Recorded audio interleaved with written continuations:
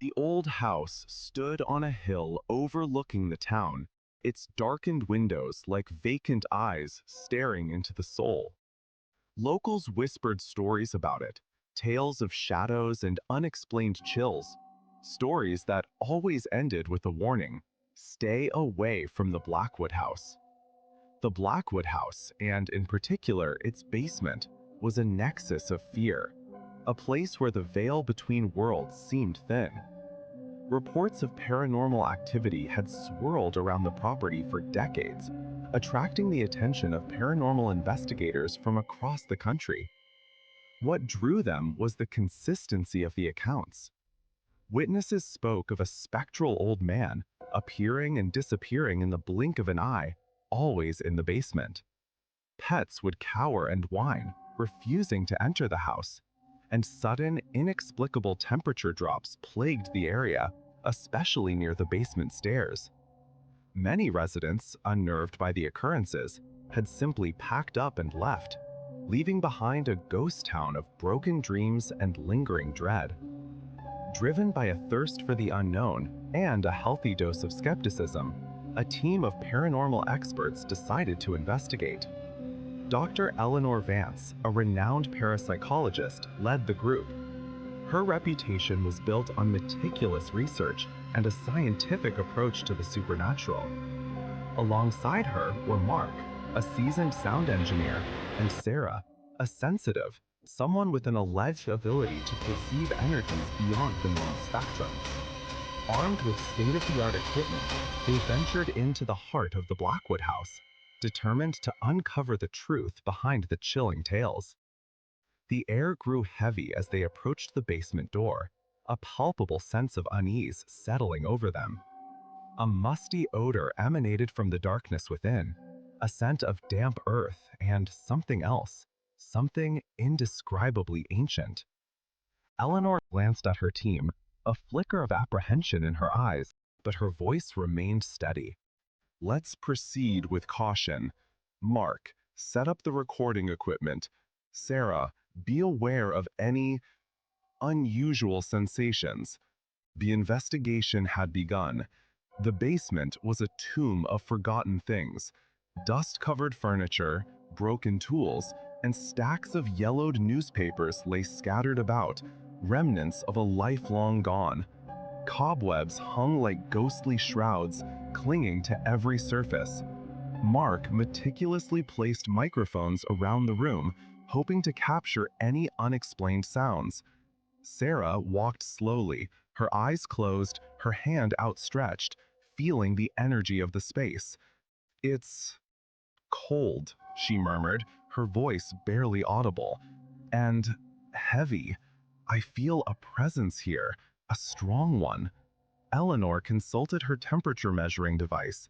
The reading was abnormally low, several degrees colder than the rest of the house.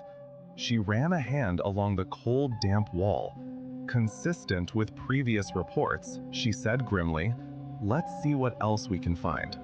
As the hours passed, the team documented a series of unsettling phenomena. The temperature fluctuated wildly, spiking and plummeting for no apparent reason. The recording equipment picked up strange, disembodied whispers, too faint to decipher but undeniably present. Sarah became increasingly agitated, claiming to see shadows flickering at the periphery of her vision. Then it happened. Mark, adjusting a microphone near an old wooden rocking chair, froze. He swore he saw it move. Just a slight rocking motion, almost imperceptible, but he was certain. He pointed, his hand trembling. "Did you see that? The chair. It, it moved." Eleanor approached cautiously, shining her flashlight on the chair. It was old and worn, its surface cracked and faded. She touched it gently. "It's just the settling of the house, Mark, nothing to worry about." But then, the chair began to rock again. This time, it was undeniable. A slow, deliberate rocking, as if someone were sitting in it.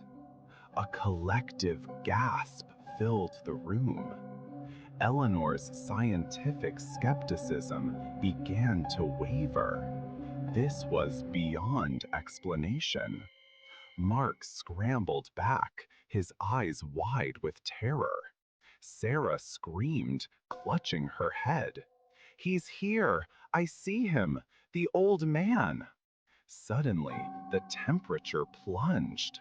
The lights flickered and died, plunging the basement into absolute darkness. A chilling gust of wind swept through the room, carrying with it the distinct smell of decay. The rocking chair creaked louder, its rhythm growing faster, more frantic.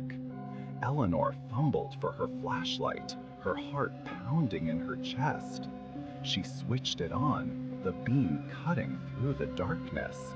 And there, sitting in the rocking chair, was the old man. He was translucent, almost shimmering, his features gaunt and spectral. His eyes, hollow and black, stared directly at them. A wave of pure, unadulterated fear washed over Eleanor. She had dedicated her life to studying the paranormal, but she had never encountered anything like this. This was not an anomaly. This was something real, something terrifying.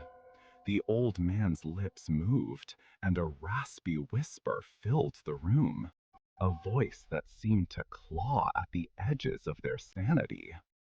"Leave," it hissed. "This is my home." The recording equipment went haywire, emitting a cacophony of static and distorted screams. Sarah collapsed to the floor, convulsing. Mark screamed and ran for the stairs, tripping and falling in the darkness. Eleanor, paralyzed by fear, could only stare at the apparition. The old man rose from the rocking chair, his spectral form growing larger, more menacing. He reached out a skeletal hand towards Eleanor, his touch like ice. Driven by a primal instinct for survival, Eleanor finally broke free from her paralysis. She grabbed Mark, who was still dazed on the floor, and dragged him towards the stairs. Sarah remained unconscious, abandoned to the darkness. They stumbled out of the basement, gasping for breath, their minds reeling from the encounter. They didn't stop running until they were miles away from the Blackwood house. Eleanor never spoke publicly about what happened in the basement. The experience shattered her scientific worldview, leaving her haunted by the image of the old man and the chilling whisper that echoed in her mind. The undeniable evidence of the paranormal she recorded remained locked away, a secret she couldn't bear to share. She knew with chilling certainty that some doors are better left unopened, some mysteries better left unsolved. Sarah, traumatized by the experience, never recovered. She was plagued by nightmares and visions, haunted by the spectral figure of the old man. She eventually retreated into a mental institution, her mind forever broken by the horror she witnessed. Mark, physically unharmed but emotionally scarred, abandoned his career as a sound engineer.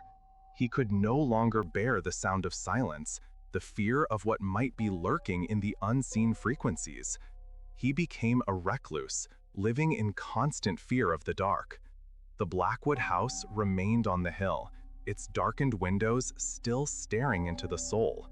The whispers and the temperature drops continued, a constant reminder of the powerful paranormal forces that resided within. The house stood as a testament to the unknown, a chilling reminder that some places are best left undisturbed. Years later, a new group of paranormal investigators approached the Blackwood house. They had heard the stories, dismissed them as folklore, and were eager to debunk the myths. They knocked on the door, unaware of the horrors that awaited them in the basement. The house remained silent, but something inside stirred, waiting for its next victims. The cycle of fear continued, unbroken. The old man remained, guarding his home, his presence a chilling testament to the power of the paranormal. The house and its secrets remained, and those who dared to trespass would soon learn the true meaning of fear.